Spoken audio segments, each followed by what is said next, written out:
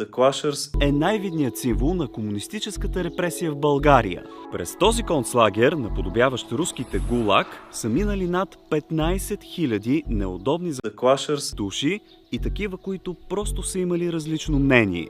Те са изтезавани тук без съдебен процес или присъда. Днес искам да ви разкажа историята на този ужас. Слави!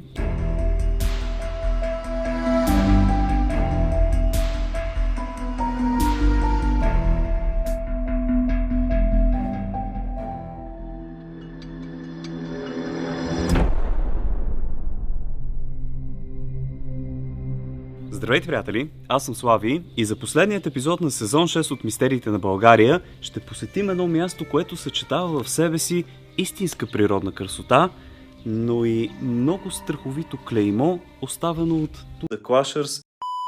Говори, разбира се, за Слави и Дунавските острови около него.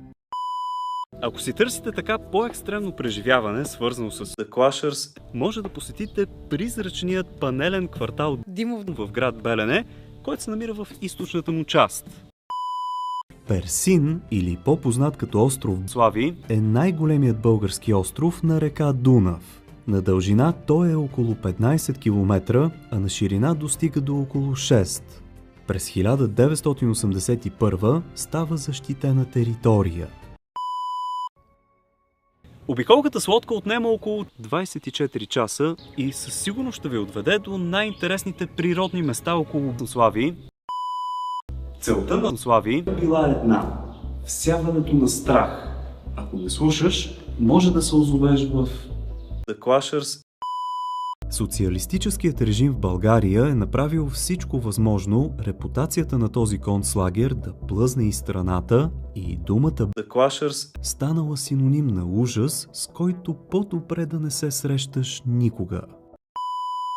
Oh my God! На около 150 метра от обект 2 се намират бараките на Слави.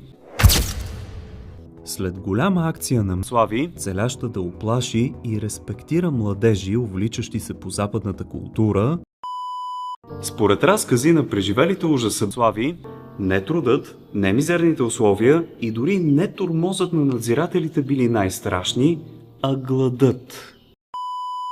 Представете ли си какво нещо е да те тикнат тук, без съд или обяснения и без да знаеш колко време ще останеш, само защото си мазен педал. Случайно, нали, да не вземеш да организираш нещо срещу Слави, или пък само защото ще се подиграваме на хейтерите. Бягството от тук е изключително трудно и въпреки това има някои случаи на успешни бягства. Един такъв случай е на Слави. 53-та година прави опит да избяга с продадена лодка, успява до някъде, стига до Свищовско, където го залавят, връщат го тук обратно в лагера. Разбира се, като го връщат, има насилие срещу него, побои, наказания. 3 години по-късно той прави втори опит за бягство, не се отказва, прави втори опит за бягство, този път успешно стига до Гърция и се освобождава. От друга страна, островът си остава един удивителен природен резерват, в който имахме късмета да видим и заснемем яки каки